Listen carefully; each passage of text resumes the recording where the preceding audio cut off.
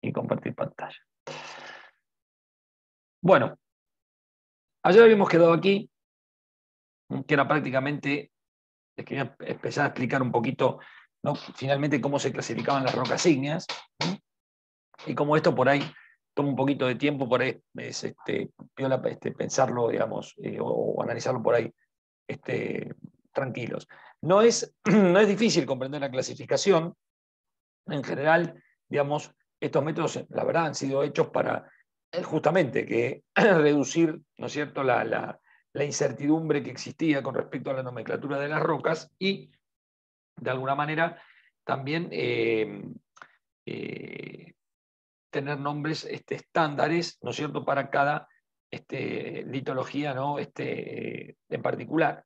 En general, como ya dijimos, las rocas se clasificaban en parte por los principales componentes mineralógicos y en parte también por la génesis, ¿no es cierto?, de cada roca. Así que para clasificar las rocas ígneas, ¿no es cierto?, Strakeyser, que fue el que propuso, digamos, prácticamente esta clasificación, ¿sí?, lo que hace es decir, bueno, mira, tenés las ígneas plutónicas por un lado y las ígneas volcánicas, que es la clasificación de rocas que ustedes vieron anteriormente. ¿No? Esta clasificación lo que hace justamente es dejar de lado, ¿no?, el concepto de las rocas filonianas. Bueno, justamente, ¿no?, las rocas filonianas no se van a considerar más como un criterio genético de clasificación, ¿no? ¿Por qué? Dirán algunos. Bueno, porque en realidad, si bien se las definió como algo intermedio, ¿no?, porque al fin y al cabo es una roca volcánica, pero que cristaliza interestratificada, por lo cual tiene ciertas características plutónicas, ese es el problema, ¿no es cierto? Y esa es la razón por la cual históricamente se la consideró separadamente.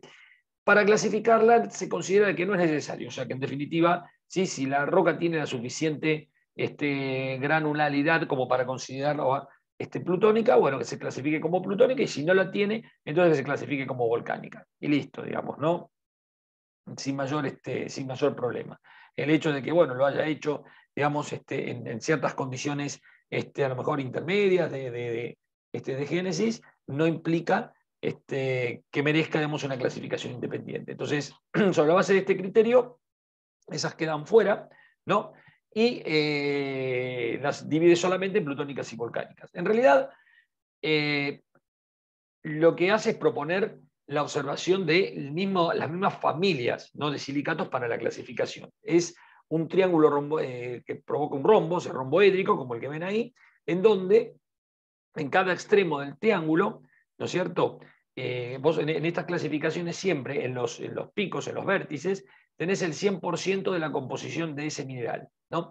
Y luego, si tirás una mediana, ¿no es cierto?, del punto, digamos, del vértice, ¿no?, de tu rombo, ¿sí?, y te acercás hacia la base opuesta, ¿no?, vos vas tirando líneas paralelas de corte, por ejemplo, cada 10%, ¿ok? De manera tal de que si esta es la punta del 100% de cuarzo, por ejemplo, que ves acá arriba, que está señalado con la letra Q, ¿no?, el 0% de cuarzo estaría sobre la línea del eje del rombo, ¿ok? En el triángulo superior, sobre la línea del eje del rombo, ¿sí? Bien. Si vos tenés, por ejemplo, 100% de plagioclasa, estás aquí, ¿no? Y obviamente, ¿sí?, buscás formar un triángulo y el 0% estaría en el punto exactamente, ¿no es cierto?, opuesto. Ese sería un poco, ¿no?, el criterio, ¿no?, de distribución de valores en este triángulo. Pero siempre en los vértices tenés el 100% de esa composición, ¿no? Siempre. Siempre lo haces con el triángulo, con la mediana del triángulo. Por ejemplo, el 0% de plagioclasa es este lado, el segmento AQ, ¿sí? Y el 100%, y el 0%, por ejemplo, de feldespatos alcalinos, feldespato de potasio, es la línea QP. Ese es el 0%, el 100% está en A. ¿Ok? Bien.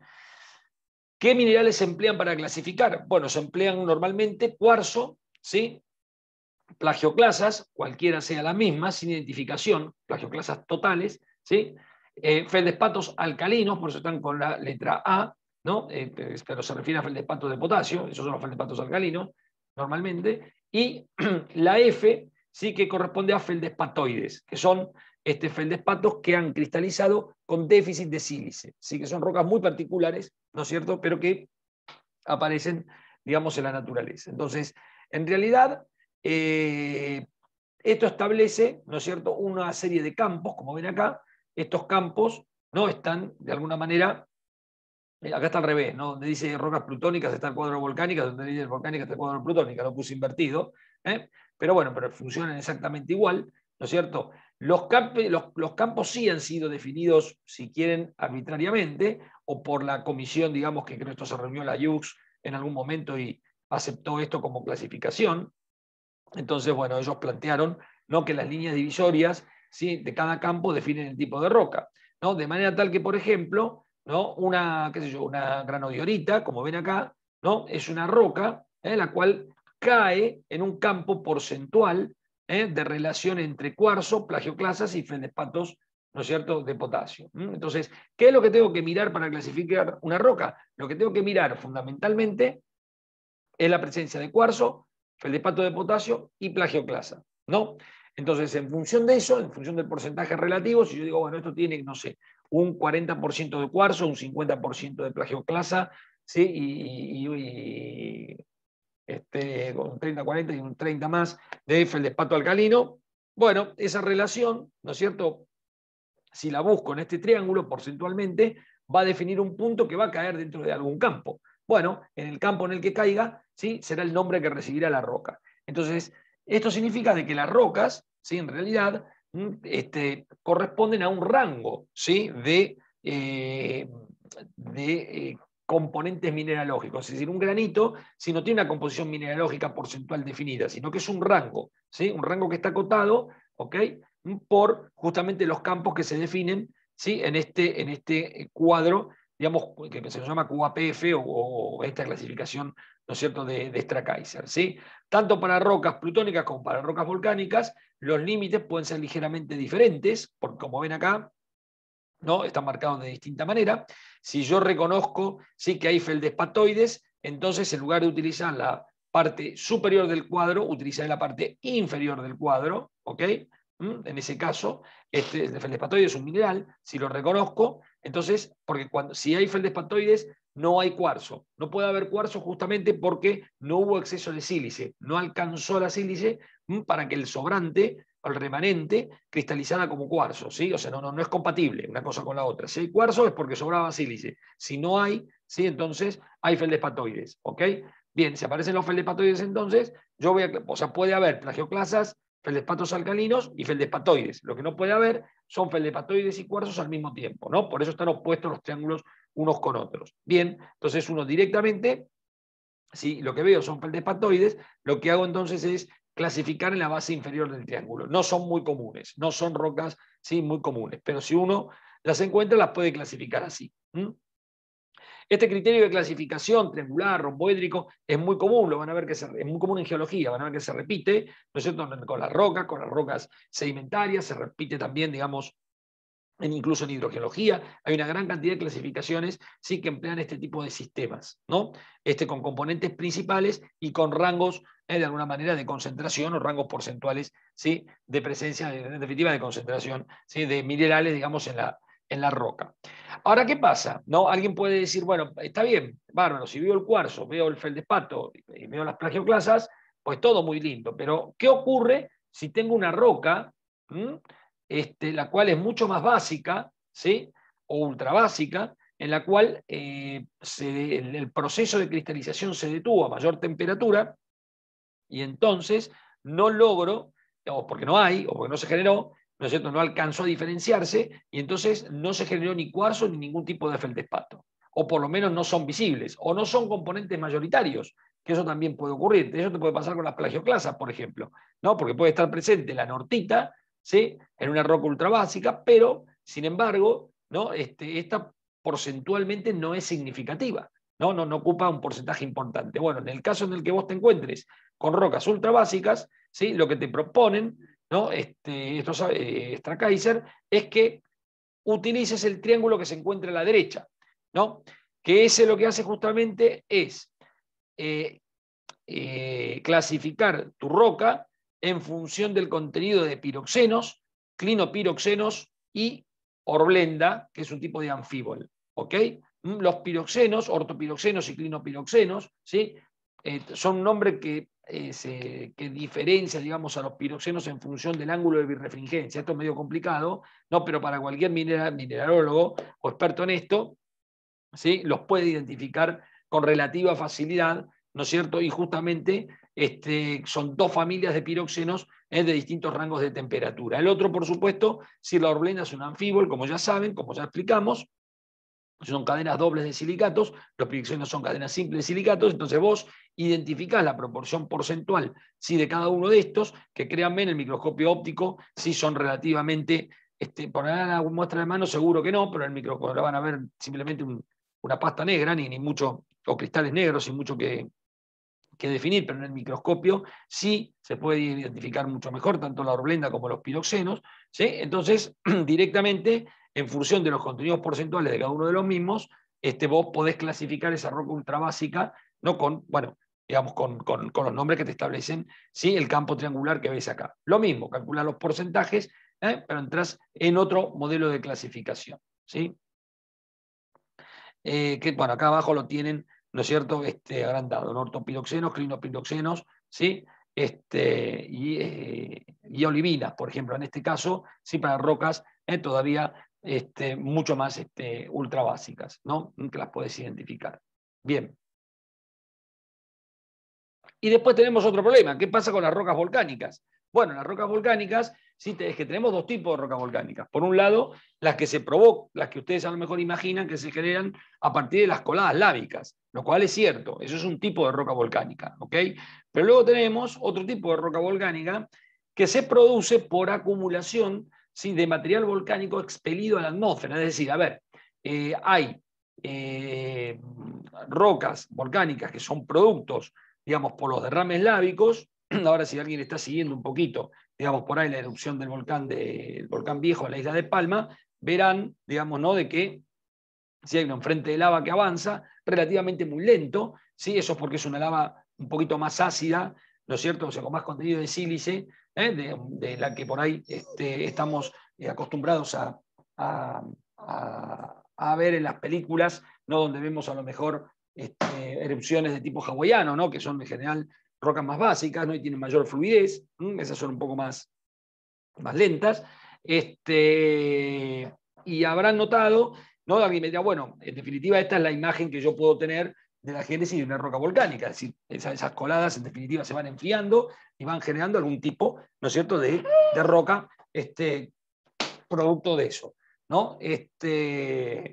Ahora bien, ¿qué pasa con el material? Cuando este material es muy ácido, ¿no? El sistema volcánico, en lugar de formar coladas lámicas, tiende a arrojar, ¿sí?, el material volcánico como si fueran eyectos, ¿sí?, como si fueran partículas. O sea, cuando es más ácido el material, ¿sí?, las reacciones volcánicas son más explosivas, entonces me encuentro, digamos, con que se arrojan piroclastos, con que se arrojan, ¿no es cierto?, partículas de distintos tamaños. Esto puede ir desde el polvo volcánico, esto es muy típico en Argentina, algunas erupciones, digamos, de algunas de las últimas erupciones volcánicas en Patagonia que hemos tenido, en realidad arrojaron una importante cantidad de material piroclástico, ¿sí?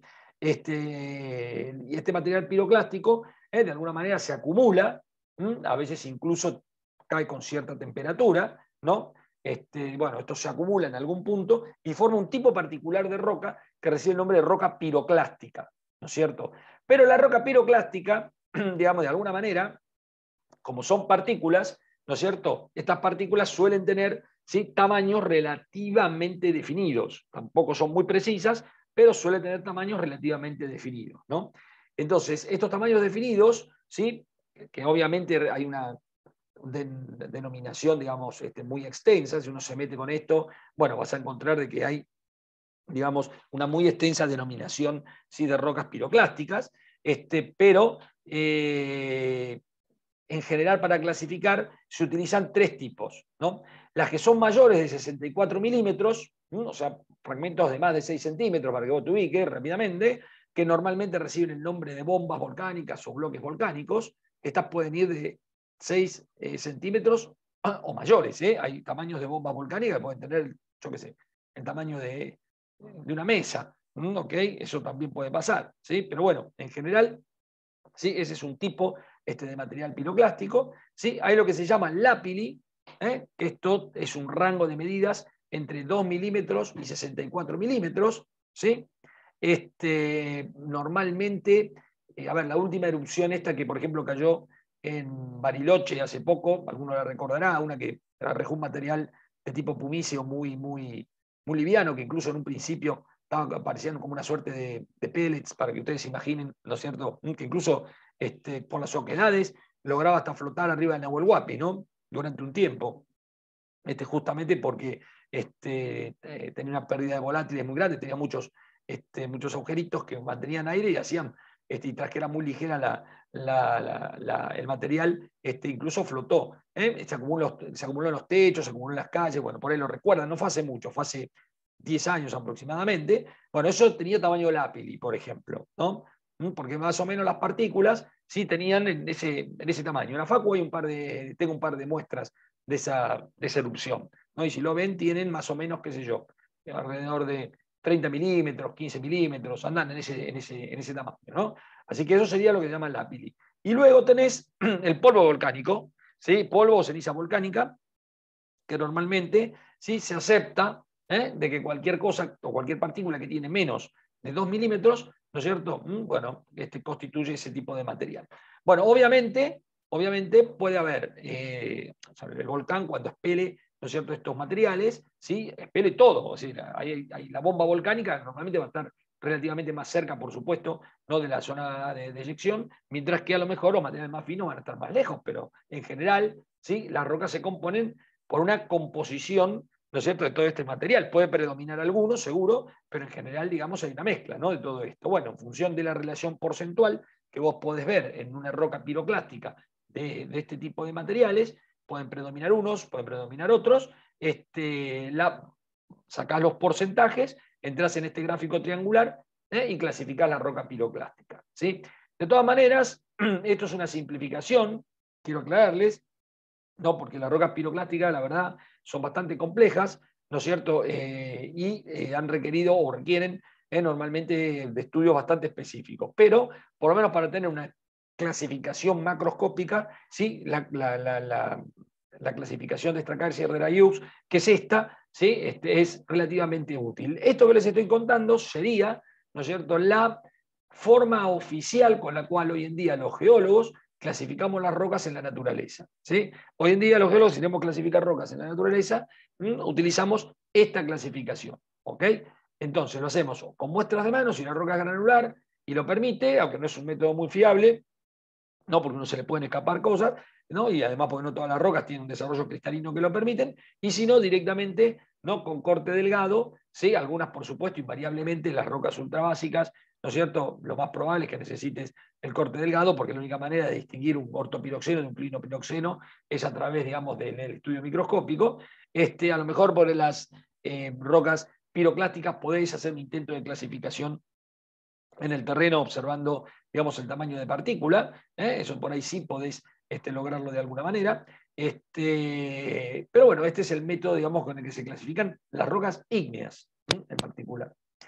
Ahora bien, no para todas las rocas, ¿no es cierto?, existe la misma clasificación, porque como ya les dijimos, la génesis de cada una de ellas es diferente, ¿no es cierto? La clasificación de las ígneas, ¿no?, se utiliza o se ajusta, ¿no es cierto?, sobre la base de que se parte de un material silicático fundido, ¿no?, y que la composición de los componentes principales y además, ¿no es cierto?, en la génesis determina su clasificación. Pero cuando, por ejemplo, pasamos a las rocas metamórficas, ¿no? Encontramos que tenemos más dificultades para poderlas clasificar, ¿no es cierto? ¿Por qué? Bueno, porque en definitiva el metamorfismo al final, y sobre todo el metamorfismo regional, ¿no es cierto?, que es el cambio de la presión y la temperatura sobre las rocas, pero sin involucrar, ¿no es cierto?, fusión de material, puede llegar a cambiar o a modificar, ¿no?, la asociación de minerales de manera a veces bastante diversa. O sea, la diversidad, ¿no es cierto?, mineralógica que uno encuentra en el metamorfismo, ¿sí?, puede ser relativamente muy grande. Y como es muy grande, digamos, a veces eso genera problemas o dificultades de clasificación. Es muy difícil, ¿no es cierto?, establecer, ¿sí?, a lo mejor criterios más unísonos o criterios más unificados, como se hizo con las rocas ígneas, para poderlas clasificar. Por lo pronto hay una muy antigua clasificación, ¿no es cierto?, que incluso tal vez, ¿sí?, ustedes mismos las conozcan, que tiene que ver con una característica que es muy típica en las rocas metamórficas, ¿no?, que es la exfoliación. Claro, ¿qué pasa? Mucho de las rocas metamórficas o mucho del metamorfismo se produce, estadísticamente, se produce, ¿sí?, sobre las rocas sedimentarias, ¿ok? De todas maneras, insisto, ¿no?, puede haber metamorfismo sobre rocas ígneas y puede haber metamorfismo sobre otras rocas metamórficas, pero, digamos, por lo general, ¿sí?, que más frecuentemente, digamos, sufren de cambios metamórficos suelen ser las rocas sedimentarias. Entonces, desarrollan o heredan justamente, ¿no?, de las rocas sedimentarias, heredan la estratificación, ¿no?, que en el metamorfismo, ¿sí?, eso se desarrolla como una discontinuidad, y se forma lo que se conoce la exfoliación. La exfoliación es como cierto bandeamiento o cierta discontinuidad que separa la roca muchas veces, ¿sí?, dándole un aspecto de laja, por ejemplo, ¿no?, o muchas veces dándole un bandeado ¿no?, muy particular. Bueno, en ese caso, ¿no?, reconocemos como rocas, digamos, de bajo metamorfismo a las pizarras. ¿Por qué? ¿Qué es lo que distinguimos en las pizarras? Bueno, muchas veces en las pizarras, ¿sí?, podemos distinguir rasgos de la roca sedimentaria original. Normalmente es la acción del metamorfismo sobre rocas sedimentarias muy finas, o sea, rocas que originariamente fueron depósitos de limos y arcillas, que luego se consolidaron como rocas sedimentarias, o sea, se unieron por cementación y luego, por cambios de presión y de temperatura, modificaron algunas composiciones mineralógicas, ¿sí?, dándole un aspecto, digamos, incluso más perlado, ¿no?, digamos, hacia la observación, ¿no?, y desarrollan cierta exfoliación y cierta lajosidad más intensa, ¿no?, que es bastante característica de este tipo de roca, que realmente es un poquito bastante más frágil, la van a notar, ¿no? O sea, frágil, para que ustedes la entiendan, sería como quebradiza, ¿no? Como que sí, es fácil fracturarla, ¿no? Bueno, la pizarra básicamente, digamos, es la acción del metamorfismo de bajo grado, ¿no es cierto?, sobre las rocas de esta naturaleza, rocas sedimentarias de material fino. Ahora bien, acá puede venir una cuestión que algunos pueden plantear, ¿no? ¿Qué es un metamorfismo de bajo grado y qué es un metamorfismo de alto grado? ¿Cuál es el límite, ¿sí?, entre un proceso, digamos, de consolidación de roca sedimentaria, que recibe el nombre de diagénesis, ¿sí?, y cuando la diagénesis deja de ser diagénesis y pasa a ser metamórfica el problema? Bueno, como todas estas cosas, no hay un límite claramente establecido. Los autores proponen límites que en general se aceptan, ¿no es cierto?, frecuentemente. Por ejemplo, se entiende que una roca que ha sufrido durante periodo geológico temperaturas, ¿no es cierto?, superiores a los 250 grados, ¿sí?, con presiones, ¿no es cierto?, de confinamiento litostático, es decir, en profundidad, comienza a tener, ¿sí?, o comienza a desarrollar, ¿no es cierto?, minerales, sí, que son de tipo metamórfico. En general, en una época, no sé ahora, digo en una época porque cuando yo estudiaba, ahora no sé, tal vez incluso pudo haber cambiado, pero había unas 11 fases metamórficas, es decir, hubo estudios fisicoquímicos que condujeron a definir campos de estabilidad para minerales en función de condiciones de presión y de temperatura, y se establecieron 11, ¿no es cierto?, fases metamórficas, 11 estadios, ¿sí?, en los cuales, de acuerdo a condiciones de presión y de temperatura, se desarrollaban o eran estables ciertos minerales, y la tendencia era a que esos minerales aparecieran, ¿no es cierto?, en estas rocas. Entonces, ¿cuál era el truco? El truco era que si yo tenía una roca metamórfica, ¿no?, y encontraba determinada asociación de minerales, ¿sí?, podía decir, mirá, esta asociación de minerales es característica de una fase metamórfica, por ejemplo, de grado 3. Entonces, esa fase metamórfica respondía a ciertas condiciones, a cierto rango, ¿no?, de condiciones de presión y de temperatura de génesis, ¿sí? Este sería un poco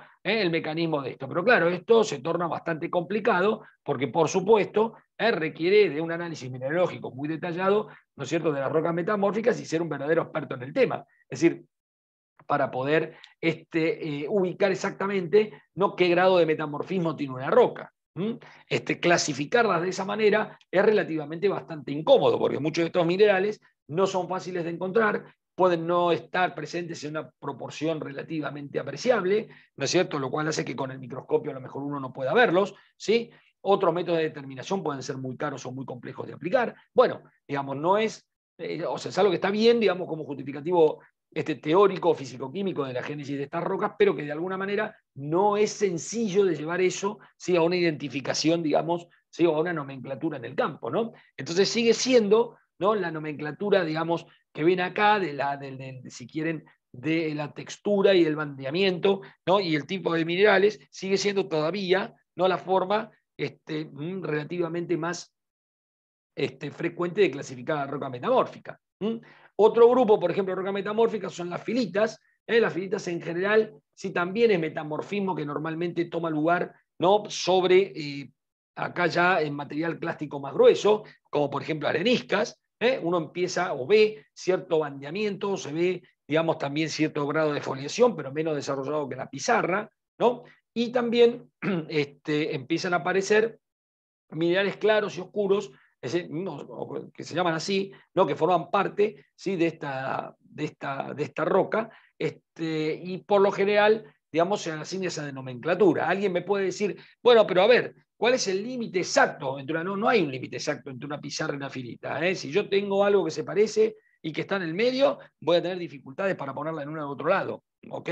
Excepto que haga el otro estudio que les dije, ¿no? Entonces me ponga a mirar a ver en qué fase metamórfica, ¿no es cierto?, se detuvo el proceso, que eso es identificable. Normalmente el metamorfismo se entiende que arranca en unos 250 grados y hasta 700 grados la roca puede mantener, digamos, una composición mineralógica que no involucra en la fusión de material silicático, ¿sí? Curiosamente, para los que no lo saben, el agua, ¿sí? La presencia de agua suele funcionar como fundente de los silicatos, ¿sí? O sea, si vos quisieras fundir silicatos, ¿no es cierto?, directamente en el horno necesitarías temperaturas muy altas, de más de 1000 grados, ¿no? Pero si hay un poco de agua, las temperaturas de fusión de los silicatos caen drásticamente, ¿sí? Pero muy drásticamente. El agua funciona de alguna manera como un fundente, ¿no es cierto?, dentro de la masa silicática, ¿sí? Pero claro, por supuesto, todo esto ocurre bajo condiciones de presión litostática, no en el horno del vidriero. Bien, los esquistos, ¿sí? Es otro tipo de roca metamórfica que ya presentan mucho menos, mucho menos bandeamiento, mucho menos exfoliación, ¿no?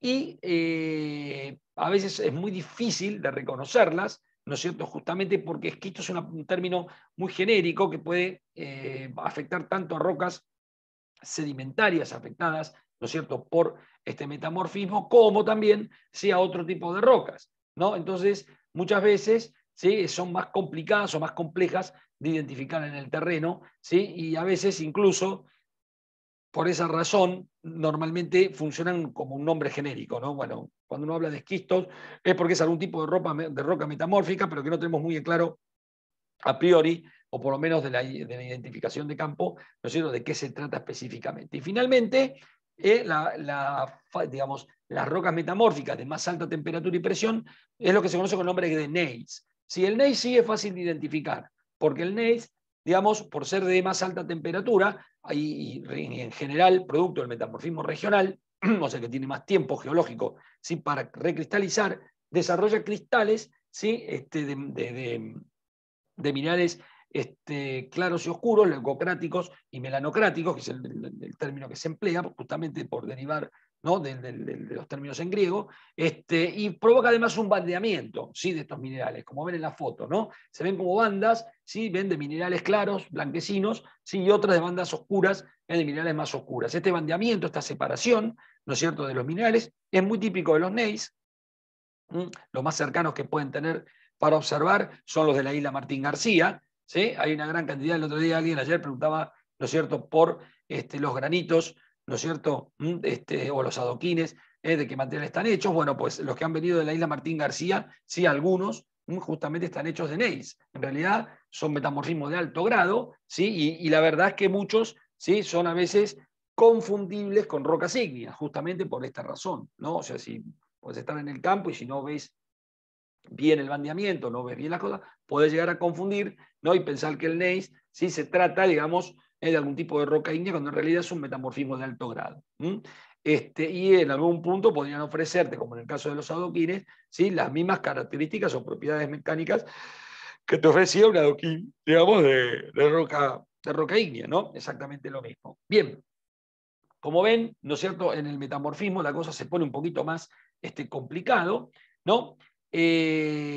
Además, hay que pensar lo siguiente, también hay rocas, ¿no es cierto?, metamórficas, que justamente, como, digamos, se encuentran sometidas, ¿no?, a temperaturas en profundidad muy elevadas, ¿sí? ¿De dónde viene la presión? La presión no solamente, ¿no es cierto?, viene por la carga litostática. La carga litostática es el peso del material geológico de las rocas que están por encima, ¿sí? Bueno, no solamente viene de ahí, sino que también puede tener esfuerzos generados, digamos, o asociados con procesos de deformación tectónica. A ver, si yo me voy, por ejemplo, a la cordillera de los Andes, ¿no?, como van a ver después, en este momento, ¿sí?, la zona de subducción empuja de alguna manera la corteza continental y la deforma, ¿no? Hay un esfuerzo o una dirección, ¿sí?, de esfuerzos compresivos que proviene directamente de la subducción andina.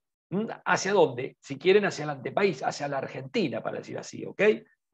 Bien, entonces, esa componente, ¿no?, de deformación a lo largo del tiempo geológico pliega o fractura las rocas, ¿sí? Pero son campos tensionales que actúan durante millones de años, ¿sí? Entonces, actuando de esa manera durante millones de años, ¿sí?, también pueden provocar un tipo de roca de metamorfismo de alto grado que recibe el nombre de milonita o de migmatita, ¿sí?, que son rocas justamente que presentan, digamos, cierta orientación de los minerales en función de las principales direcciones de esfuerzos tectónicos, es decir, los minerales sí cristalizan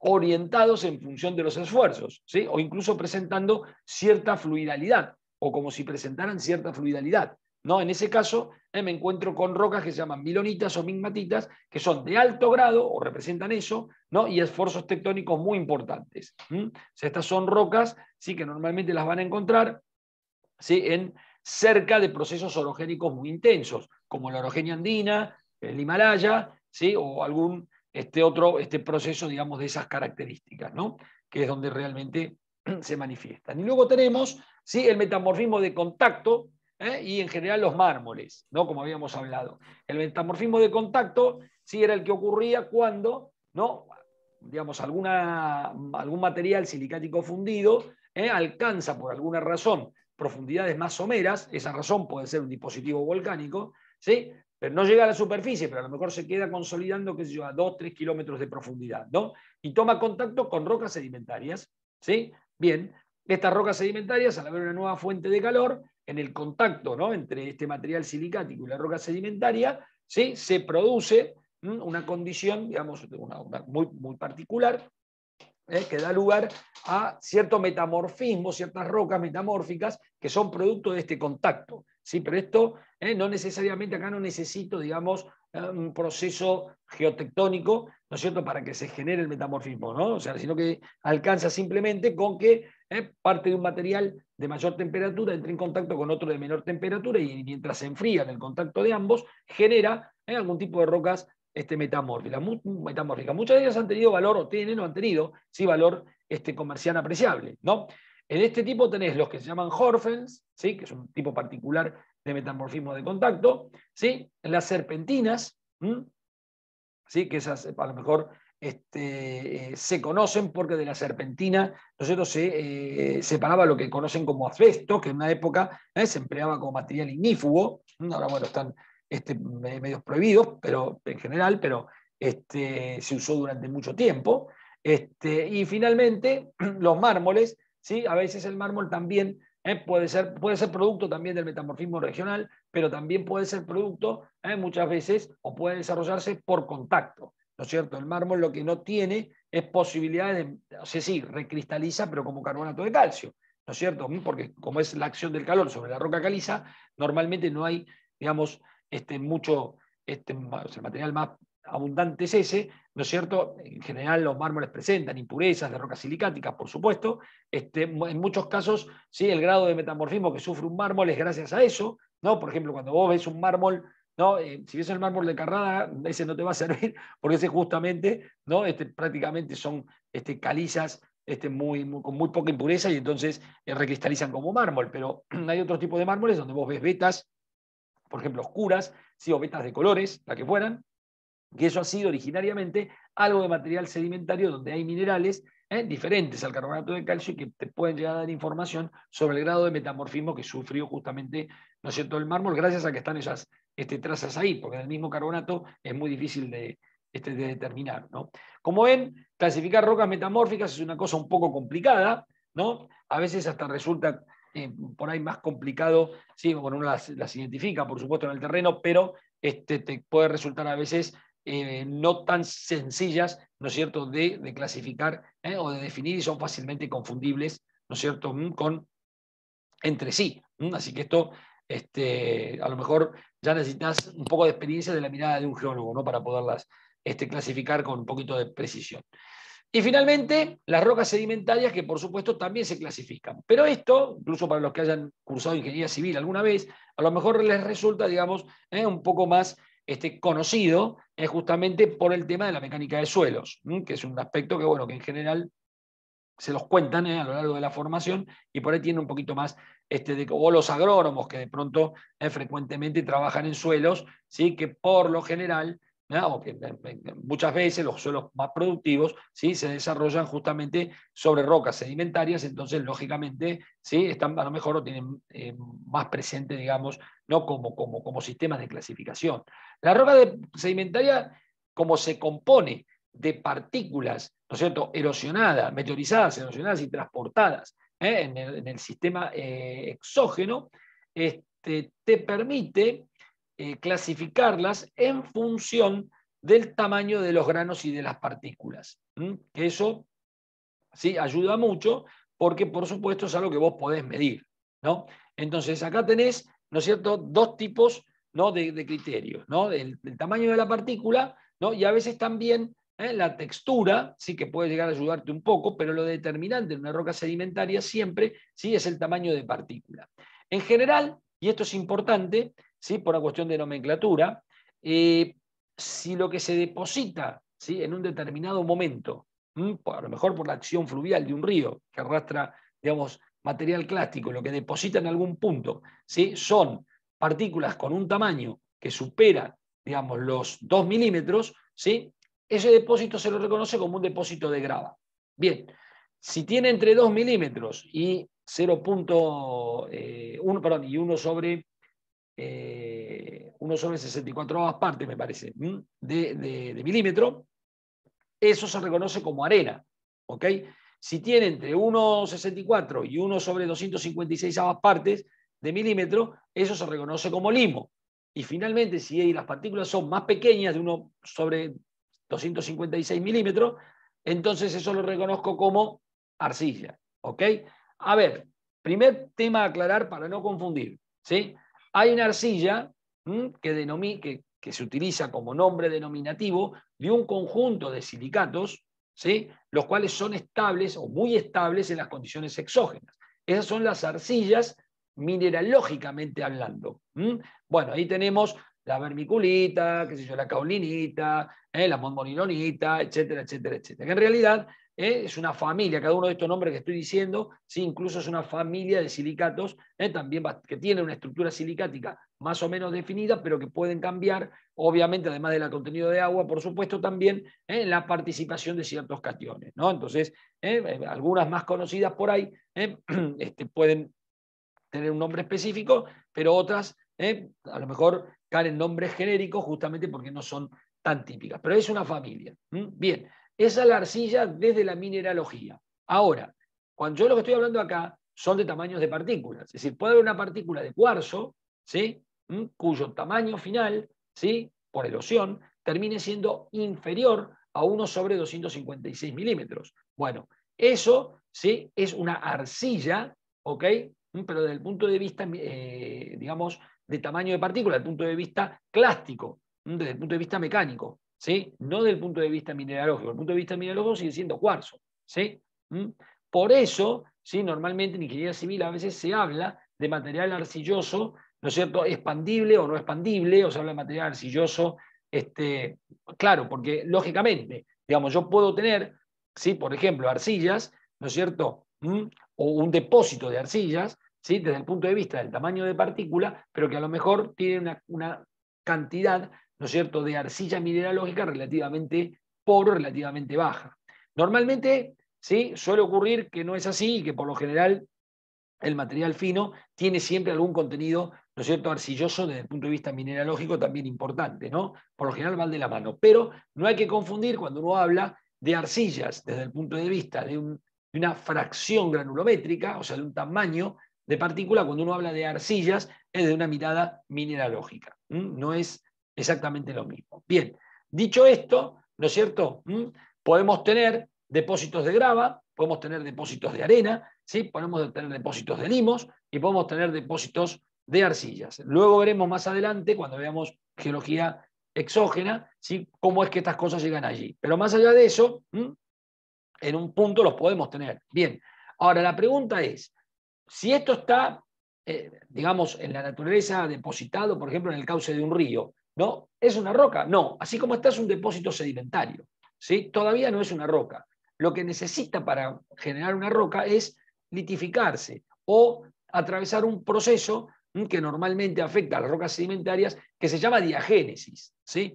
El proceso de diagénesis es un proceso muy diverso, porque constituye, ¿sí?, una cantidad de procesos físicos y químicos que conducen, ¿sí?, a la litificación de la roca. Litificar la roca generalmente significa que esas partículas se unan entre sí a partir de un cemento, de un material ligante, de algo que las una, ¿sí? Normalmente cuando hay una roca sedimentaria, ¿sí?, siempre voy a distinguir, ¿sí?, la matriz principal de la roca, ¿no?, y el cemento que liga las partículas. Si no hay cemento, es un depósito sedimentario, o sea, la grava suelta, bueno, la arena suelta, la arena del río, la que hay en la playa, eso es un depósito sedimentario, eso no es una roca. Sin embargo, en la misma playa, no sé, ahora recuerdo para ir a la playa de Colón, si quieren, pero en la playa de Colón tienen, si quieren, van al río, tienen la playa relativamente, la arena relativamente actual del río, pero si van, por ejemplo, a la desembocadura del arroyo de la Leche, que está hacia el sur, van a encontrar unos afloramientos rocosos, muy feos, de color negro. Bueno, no importa, si le pegan un piquetazo, van a notar de que van a ver la roca desnuda, van a ver una suerte de arenisca blanquecina, ¿sí? La arena que está en la playa y la arenisca que está en la roca tiene el mismo tamaño de partícula. Pero ¿cuál es la diferencia? ¿No es cierto? La diferencia es que una la puedo levantar con la mano y a la otra le tuve que dar un flor de piquetazo porque incluso está fuertemente silicificada, o sea, está muy consolidada, ¿sí? ¿Por qué? Porque las partículas de arena, ¿sí?, en la que aflora en el arroyo, en la dura, en la que tuve que darle con la piqueta, están unidas, ¿sí?, por un cemento de tipo silicio. Es decir, hay un precipitado de sílice, el cual unió las partículas entre sí. ¿Por qué ocurre esto? Bueno, porque en la medida en que los sedimentos se van enterrando o soterrando en profundidad y van siendo cubiertos por nuevas capas de sedimentos, ¿no?, los fluidos que van pasando a través del mismo, ¿sí?, van precipitando sales, sobre todo si la temperatura comienza a aumentar ligeramente, ¿sí? Recuerden que ya, por ejemplo, ¿no es cierto?, a una profundidad de 200 metros, prácticamente empieza a influir el gradiente, digamos, geotérmico natural, ¿no es cierto?, de la roca, ¿no?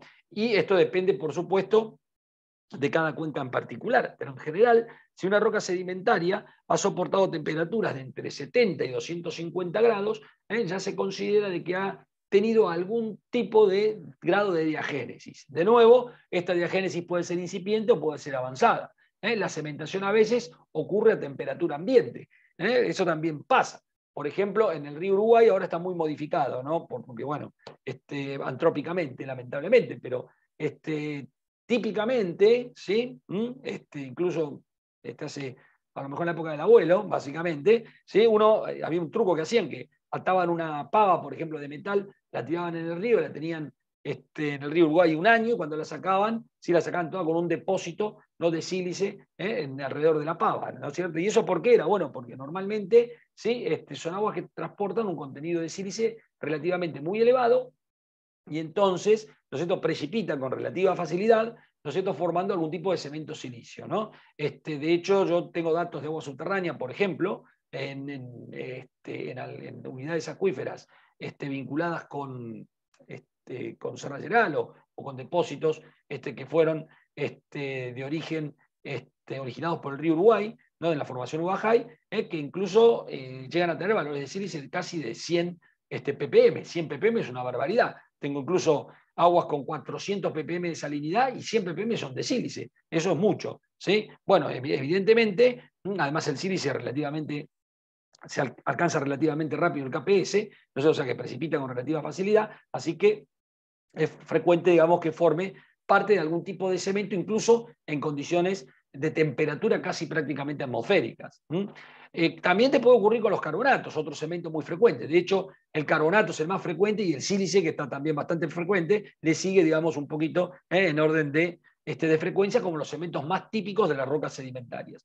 Hay cementos ferruginosos de óxidos de hierro y hay otros de otras naturalezas que también pueden formar parte. Pero los más comunes siempre son carbonatos, silicios o eventualmente ferruginosos. ¿Sí? Por ejemplo, el acuífero termal de Entre Ríos, para los que la formación Botucatú, que es la principal formación aportante, ¿sí? Esa tiene muy poco grado de diagénesis, muy bajo grado de diagénesis.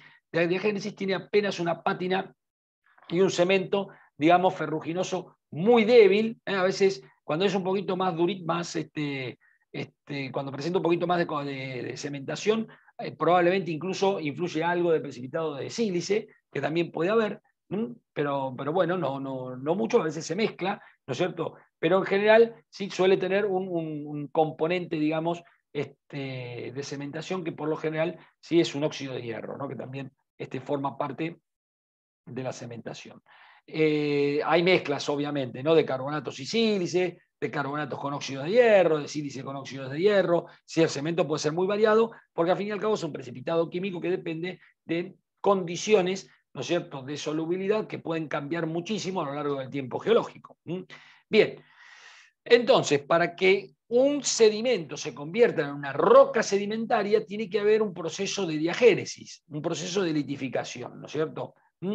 Y el resultado más obvio, más evidente de este proceso es la cementación de las partículas entre sí, lo que le da, digamos, obviamente una resistencia, si quieren, mecánica, o lo distinguen porque le da una resistencia mecánica, ¿no es cierto?, más importante, sí, a la roca. No obstante, sí, la roca sedimentaria en la diagénesis sigue manteniendo todas las características de la roca sedimentaria original. Incluso, ¿sí?, en las mismas se pueden distinguir fósiles, si los hubiera, o se pueden distinguir exoesqueletos, ¿no es cierto?, de, por ejemplo, una roca recifal, se pueden distinguir, ¿sí?, los exoesqueletos de cada una de las especies que la componen. O sea, no hay modificación de estos valores, hay simplemente, ¿sí?, un proceso de consolidación, de compactación y de cementación, ¿no es cierto?, de la roca. Si la roca originariamente era una grava, ¿no es cierto?, lo que voy a obtener por este proceso es una brecha o un conglomerado. La diferencia entre brecha y conglomerado es que en la brecha, si las partículas son angulosas y en los conglomerados las partículas son redondeadas. Pero prácticamente son términos que hacen referencia, ¿sí?, a las gravas consolidadas o litificadas. Si tengo un depósito que originalmente era una arena, como el ejemplo que habíamos dado de la playa de Colón, lo que no tiene nada que ver, quiero aclarar, los sedimentos de la playa de Colón con los sedimentos, digamos, de la formación Puerto Yeruá, que es la que aflora en el arroyo de la Leche. Lo estaba comparando solamente para que entiendan que el tamaño de partícula en ese caso puede ser el mismo, ¿sí?, pero que el grado de consolidación es distinto, para que distingan una arena, que es el depósito de la playa, de la arenisca, ¿sí?, que es el término que recibe la arena consolidada. Pero geológicamente, insisto, no tiene tres pepas que ver una cosa con la otra. Son dos, o sea, las arenas tienen un origen totalmente diferente. Bien, solamente les comparo, ¿no es cierto?, desde el punto de vista de comparar litológicamente dos rocas distintas. Bien, si el material es más fino, por ejemplo, de un limo, voy a tener una limonita. Y si tengo, digamos, una arcilla, ¿no es cierto?, cuando eso se litifica y se cementa y se consolida, normalmente recibe el nombre de lutitas, ¿sí? Las lutitas son muy importantes para muchas cuestiones. Por ejemplo, son importantes porque suelen tener elevados contenidos de materia orgánica y han sido roca madre, ¿no es cierto?, de muchos de nuestros yacimientos petrolíferos, y hoy en día, ¿sí?, son, digamos, el destino, digamos, o el objetivo, ¿no?, de la explotación, digamos, por métodos de fracking, ¿sí? Hoy en día la explotación petrolera se concentra justamente, ¿no?, en explotar, digamos, hidrocarburos a partir de la roca madre, que normalmente son rocas, sí, justamente de este tipo, ¿no? Rocas muy finas con un elevado contenido de materia orgánica. La formación Vaca Muerta famosa, sí, que todos habrán escuchado, aunque sea de los pésimos comentarios periodísticos, ¿sí?, son en definitiva unas lutitas, ¿sí?, que afloran en general en Neuquén y en Mendoza, en una zona muy extensa, que han sido la roca madre generadora del petróleo que durante mucho tiempo explotamos en rocas reservorio, porque el petróleo migra o migraba, ¿no? O sea, se salía de la roca madre y se encajonaba en otros tipos de roca de reservorio, que era donde realmente se acumulaba y donde se explotaba. Ese era lo que se llamaba la explotación tradicional o los yacimientos petroleros tradicionales, ¿no es cierto? Luego, con el tiempo, se desarrolló la tecnología para explotar también el petróleo de la roca madre, ¿no? Justamente buscando, ¿sí?, este tipo de formaciones que han sido las que generaron o que generan, digamos, hidrocarburos. También en este tipo de litologías, ¿no?, de material muy fino, es donde uno normalmente suele encontrar preservados los fósiles, ¿sí? O sea, los fósiles, que son al fin y al cabo los restos o las evidencias, ¿no?, de vida orgánica o biológica en el pasado geológico, ¿sí?, dejan su impronta o son localizables, ¿no?, en sedimentos muy finos, ¿sí? Normalmente lutitas o limonitas, ¿no es cierto? Depende la naturaleza también, ¿no es cierto?, del fósil, ¿sí? En areniscas a veces algo se ha encontrado, por supuesto, ¿no? Pero en general, digamos, las probabilidades de encontrar un fósil en una lutita son, digamos, mucho más altas que encontrarlos, digamos, en litologías más gruesas. A ver, esto tiene una razón bastante lógica, ¿no? O sea, en el momento en el que si un animal muere, por ejemplo, en el momento en el que se depositan sedimentos gravosos, ¿no es cierto? Bueno, imagínense que la energía de un curso fluvial, por ejemplo, para mover gravas es muy grande, ¿sí?, y esto es un molinillo de piedra, ¿ok? O sea, va a destruir prácticamente, ¿no es cierto?, todo el material biológico, dejando prácticamente fragmentos que son difícilmente identificables, ¿sí? Entonces el problema, ¿sí?, es que la energía de los medios de depositación, ¿no es cierto?, de gravas o de arenas, es demasiado alta, y eso hace que las probabilidades de preservación de algún tipo de fósil sean relativamente muy bajas. Ahora, para que decante el material fino, limos o incluso arcillas, ¿sí?, yo tengo que tener ambientes, digamos, de muy baja energía, muy tranquilos, como un cuerpo de agua, un lago, por ejemplo, ¿no?, con una decantación, ¿sí?, muy, muy, muy lenta, del material fino que está en suspensión. Entonces, si se te muere, no sé, un pececito justamente en el lago, ¿sí?, y de alguna forma, ¿no?, llega hasta el fondo, bueno, lo más probable, sí, es que sea cubierto, digamos, a lo largo del tiempo por una capa muy fina, ¿no?, de sedimentos, que, bueno, va a lograr una mejor preservación, ¿no es cierto?, de el material biológico, ¿no? Por eso, en estas lutitas donde vos podés encontrar, ¿no es cierto?, no sé, evidencias, digamos, de paleobotánica o evidencia de fósiles en el pasado geológico con mucha mayor posibilidades ¿no?, de éxito, de que podés tener de otra manera. Bien. Como habíamos dicho, las rocas sedimentarias clásticas eran un tipo de rocas sedimentarias, pero no eran el único tipo de rocas sedimentarias. También teníamos, ¿no es cierto?, las rocas sedimentarias químicas o de origen químico. Y estas se dividen en dos grandes grupos, ¿sí? Las que conocemos como evaporíticas, ¿sí?, que, como indica su palabra, son producto de la evaporación y precipitación, ¿no?, de determinadas sales a consecuencia de que alcanzan el KPS. El KPS es la constante del producto de solubilidad, para los que por ahí, ¿sí?, no están muy empapados de esto, ¿sí?, y es simplemente una ecuación de equilibrio de componentes porcentuales de concentración, ¿sí?, de iones en una solución, que cuando alcanzan determinada relación entre sí, ¿no es cierto?, los mismos precipitan, ¿sí? O sea, el equilibrio de la ecuación se desplaza, ¿sí?, hacia el compuesto precipitado, y el mismo sí precipita. Es como una suerte de de equilibrio químico, ¿sí? Establecido por una constante que es este KPS. ¿Sí? Si la concentración en solución aumenta mucho, en un determinado momento la ecuación se desplaza, digamos, y precipitan las sales. Ahora bien, alguien me dirá, bueno, pero ¿cómo cambia la concentración del agua? Bueno, el ejemplo más fácil de entender, ¿sí? Es el que se relaciona con la evaporación de un lago, que aparte es una situación real, ¿no? Supongamos que le damos un cuerpo de agua, ¿no es cierto?, en un lugar de la Argentina con temperaturas relativamente importantes, ¿sí? En el verano y a lo largo del año, ¿sí? Bien, supongamos que este lago no recibe en un punto dado, por la razón geológica que fuera, deja de recibir, ¿sí? Aportes de agua, o son aportes relativamente muy pequeños, ¿no? Y la tasa de evaporación del cuerpo de agua es mucho mayor, ¿sí? Que la cantidad de agua que anualmente llega para reponer esa pérdida. O sea, vos por año, ¿sí? Evaporás más agua del cuerpo de tu lago de la que incorpora a lo mejor por escorrentía superficial. Bueno, a ver, cualquiera acá, no hay que ser un genio, va a decir esto en algún punto, sí, se va a secar, porque si en definitiva, ¿no? Todos los años pierde por evaporación más agua de la que le entra de cualquier otra manera, esto va a camino, sí, a secarse. Bueno, es cierto, pero antes de secarse por completo, ¿qué es lo que va ocurriendo? Vos vas reduciendo el volumen de agua, en principio tenés una concentración a lo mejor relativamente constante de carbonatos, de sulfatos, de cloruros, ¿sí? Que son iones que frecuentemente de sodio, de potasio, de calcio, que son los iones mayoritarios, que ya lo vas a ver, presentes en las aguas, digamos, superficiales y subterráneas del planeta. Y entonces, digamos, simplemente, por evaporación, se va reduciendo la cantidad de agua. En la medida en la que se reduce la cantidad de agua, la concentración de cada uno de estos elementos va a ir aumentando, ¿no es cierto? ¿Por qué? Porque hay menos agua en el sistema. ¿Sí? No hace falta que le ponga más carbonato ni más sulfato, simplemente ¿sí? Se va a ir aumentando la concentración porque se reduce la cantidad de agua. ¿Sí?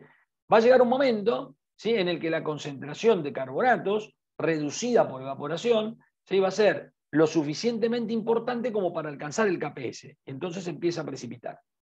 Y ahí tenés, digamos, el primer precipitado carbonático, ¿no es cierto?, de justamente estos cuerpos de agua. Pero supongamos que la evaporación continúa. El carbonato en algún punto se acaba o precipita por completo, ¿no es cierto? Y la evaporación continúa y entonces empieza ¿sí? A precipitar otra sustancia que alcanza el KPS. Normalmente suelen ser los sulfatos que vienen detrás. El sulfato de calcio, ¿sí? El yeso o anhidrita, vienen detrás y empiezan a precipitar. ¿Sí? Y finalmente, cuando el cuerpo de agua está muy reducido, la concentración es casi prácticamente, digamos, con un fuerte contenido de cloruros, llega un punto que también los cloruros empiezan a precipitar. ¿No es cierto? Bueno, cuando empiezan a precipitar, ¿no es cierto?, te depositan un mineral que es el cloruro de sodio, que se llama halita, ¿ok? Y finalmente, cuando se evapora todo el agua, te queda lo que vos conocés como una salina, ¿sí? Que si vos la mirás incluso, ¿no? Concéntricamente, tiene una tendencia justamente a mostrar mayor concentración de halita en la parte central, ¿no? Y mayor concentración de carbonatos en la parte exterior. Claro, ¿por qué pasó esto? Bueno, porque el carbonato precipitó primero, ¿sí? Los sulfatos precipitaron después, ¿sí? Y los haluros precipitaron al final, ¿no es cierto? Bien, esto es para que se entienda. Ahora bien, esto también puede pasar en profundidad, no solamente pasa en superficie, a veces también pasa en profundidad, ¿sí? O sea, también hay depósitos, ¿sí? Por ejemplo, con el yeso pasa muy frecuentemente, bueno, con el carbonato también, la calcretización, digamos, de los sedimentos, ¿sí? O sea, la aparición de el calcrete, lo que vulgarmente ustedes conocen con el nombre de tosca, o en Interríos con el nombre de brosa, ¿ok?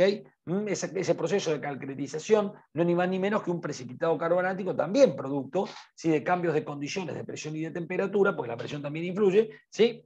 Sobre todo si estás en profundidad, que hacen que alcance el KPS y que precipite. También le pasa al yeso, también aparece el sulfato a veces, como formando depósitos bandeados, en profundidad también producto de exactamente lo mismo, ¿no? Así que este tipo de rocas sedimentarias se las conoce como rocas evaporíticas o rocas químicas, que últimamente tienen mucho valor económico, justamente porque son las canteras de litio, e incluso las de tierras raras, muy codiciadas en el mercado o la industria electrónica, provienen justamente de la explotación de estas cuerpos, digamos, evaporíticos en Argentina. Bueno, en general en el mundo, ¿no? Pero en Argentina hay mucho. Las rocas biogenéticas son aquellas rocas que se forman por algún tipo de secreción o exoesqueleto, ¿no? Que pueden llegar a producir los seres vivos. ¿Sí? La biogenética, una de las más típicas o de las más conocidas o más conspicuas, ¿sí? Son los estomatolitos. Los estomatolitos, ¿sí? Son unas algas muy antiguas, creo que son algas, me parece, no estoy seguro, ahí tengo que hablar con un biólogo, pero son los microorganismos, eso sí, ¿sí? Muy antiguos, incluso son típicos del Precámbrico, ¿no?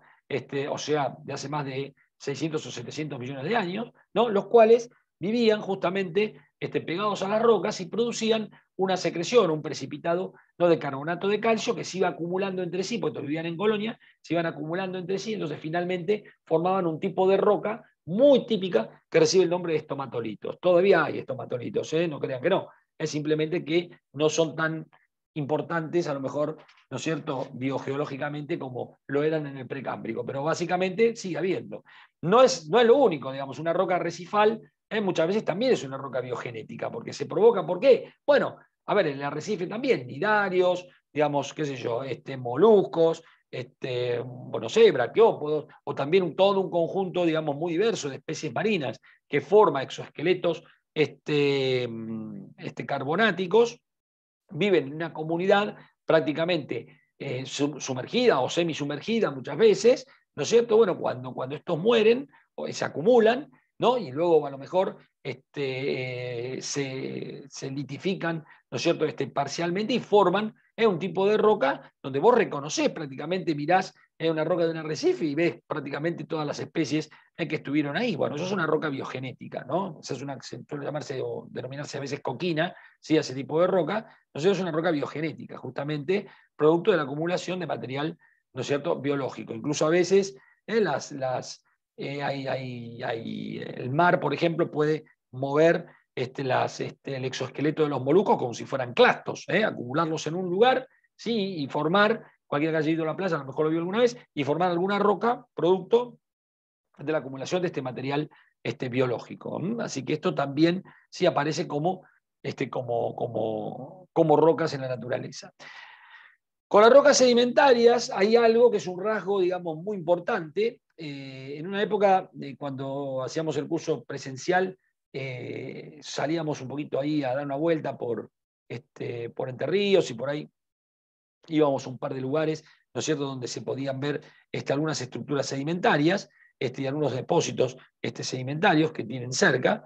Si quieren ver algo de esto, aprovechando la bajante, ¿no es cierto?, pueden ir al Parque San Carlos, por ejemplo, en la costa, que pueden ver, digamos, alguna de estas cosas, pero van a ver que las rocas sedimentarias frecuentemente tienen también cierto tipo de estructuras que les son características. A ver, ¿qué son las estructuras sedimentarias? Bueno, piensen que la acumulación de estas partículas, ¿sí?, no es aleatoria, como van a ver después, ¿sí? Esto lo moviliza y lo deposita, ¿sí?, medios fluidos como el aire o medios fluidos como el agua, por ejemplo, ¿no?, entre otros, ¿sí?, o incluso el hielo, que se comporta como un fluido en la naturaleza y que deposita material sedimentario. Bueno, algunos de estos medios, ¿sí?, de depositación no depositan las partículas de manera aleatoria, sino que lo hacen siguiendo cierto patrón, ¿no es cierto?, que está definido por las condiciones de energía del medio, por la velocidad y rumbo, por ejemplo, de las corrientes, ¿sí?, y también por el tipo de partícula. Entonces, ¿qué pasa? Y esto se ha estudiado en laboratorios de hidráulica, ¿no?, en principio, y se verificó, ¿sí?, ya lo vamos a ver, que básicamente las partículas se disponen de cierta manera en el terreno, cuando están en un cauce, cuando están en una zona, por ejemplo, de marea, o sea, de distintos procesos pueden acomodar las partículas de distinta forma. Entonces, cuando uno ve un corte del depósito sedimentario o de la roca sedimentaria, ve cierta estructuración interna, ve cierto arreglo interno de las partículas, ¿sí?, que no es aleatorio. ¿Sí? A veces sí, y entonces decís, son rocas, bueno, tienen una estructura masiva, o sea que no distinguís prácticamente ninguna estructura en particular. Pero si no, ves lineamientos, ¿sí? Lineamientos, estructuras que se cruzan, ¿no es cierto? Entonces ese tipo de lineamientos normalmente reciben el nombre de estructuras sedimentarias, ¿sí? Muchas de ellas son producto o consecuencia del tipo de flujo que depositó esas partículas, ¿no? Y después también hay rocas sedimentarias que se producen, ¿no es cierto?, sin que haya transporte o sea, hay una meteorización y erosión, pero no hay transporte. Es decir, la partícula no es transportada, pero es una partícula de origen sedimentario, ¿no?